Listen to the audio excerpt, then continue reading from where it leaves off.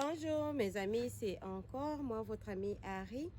Alors aujourd'hui, je ne sais pas si j'avais vraiment préparé ce sujet, mais j'étais juste en train de penser et je me dis, bon, je parle souvent de l'entrepreneuriat et tout, et je voulais juste vous dire aujourd'hui les raisons pour lesquelles je pense que nous devrions nous lancer dans l'entrepreneuriat. Et puis, je sais que la plupart des fois, lorsque je parle, je m'adresse beaucoup aux femmes, mais je sais qu'il y a aussi les hommes qui regardent mes vidéos, à qui mes messages apportent aussi quelque chose. Voilà, alors je voulais vous dire les trois raisons pour lesquelles je pense que tout le monde devait essayer de faire quelque chose dans la vie. Voilà, je sais que tout le monde essaie déjà de travailler parce que sans travail, nous ne pouvons pas vivre, sans travail, nous ne pouvons rien.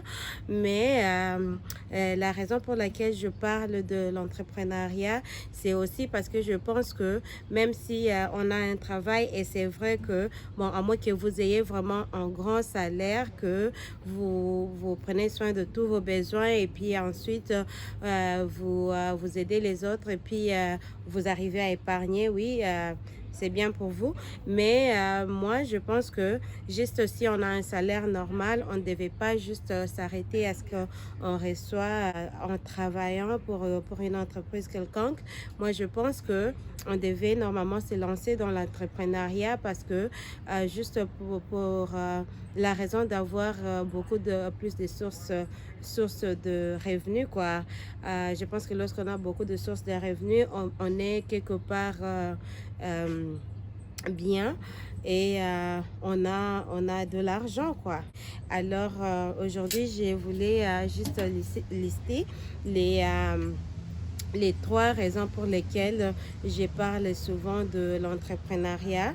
Et la première des raisons, c'est que avec l'entrepreneuriat, vous avez l'indépendance financière. C'est sûr qu'au début, peut-être, lorsque vous commencez, vous lancez une entreprise et tout, c'est pas aussi facile. C'est pas du coup que vous commencez à recevoir, à entrer de l'argent. Mais après, vous verrez que après avoir lancé votre entreprise, euh, vous avez trois entreprises par-ci par-là.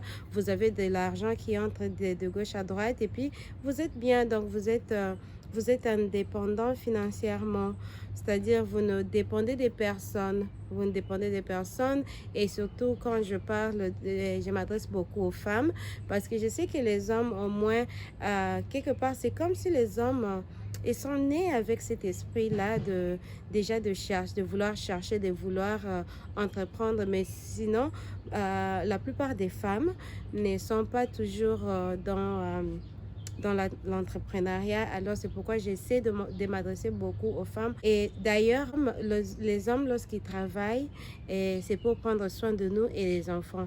Et la plupart des femmes, et puis on l'entend bien dire des fois, les femmes qui disent que non, mon argent c'est moi et pour le mari c'est pour nous tous. Voilà.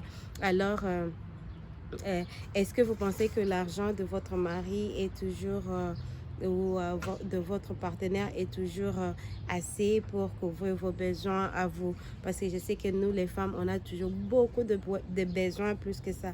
On n'est jamais satisfait avec les trucs qu'on s'achète au quotidien.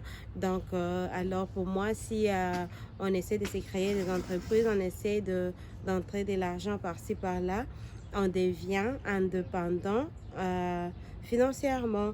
Et puis moi, je pense que des fois, nous aussi, les femmes, on met trop de poids sur l'homme. Vous voyez un peu, on met trop de poids sur l'homme. On pense que l'homme devait faire tout pour nous. Non. Vous savez, moi, j'étais en Afrique il y a quelques temps et j'ai vu des femmes qui sont vraiment indépendantes financièrement et la plupart des femmes qui sont indépendantes financièrement, ce sont des femmes qui sont des femmes fortes. Ce sont des femmes fortes et cela m'amènera dans le deuxième point qui est le respect. Voilà. Lorsque vous êtes indépendante financièrement, vous avez le respect de tout le monde, pas seulement le respect de votre mari, vous avez le respect, vos enfants vous respectent, votre famille vous respecte parce qu'on vous laisse même prendre des décisions dans certaines choses dans la famille parce que vous pouvez résoudre des problèmes, vous voyez.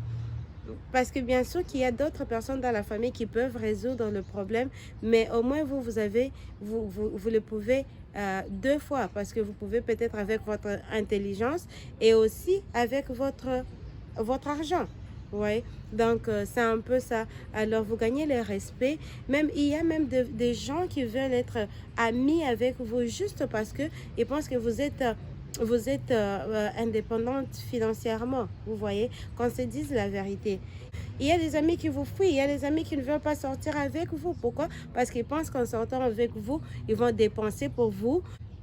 Et là, c'est la vérité qu'on se le dise. Mais si vous êtes indépendante financièrement, vous voyez que les amis veulent sortir avec vous. Pourquoi? Parce que vous pouvez vous acheter votre plat à manger ou à boire. Vous le pouvez. Et le troisième point, c'est que comme j'ai toujours parlé de l'aide, tout le monde, je pense, quelque part, devait avoir ce cœur-là d'aider les amis, d'aider les gens, mais même juste les gens, même s'ils ne sont pas membres de votre famille, parce que c'est vrai qu'il y a ceux-là qui peuvent et ceux-là qui ne peuvent pas dans la vie. Il y a ceux-là qui ont l'argent et ceux-là qui n'ont pas.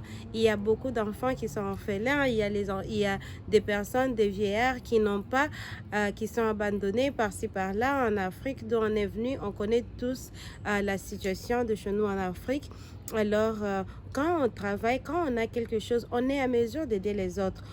Et toujours, comme j'ai toujours dit, quand on crée des entreprises, c'est pour créer aussi du travail pour les autres.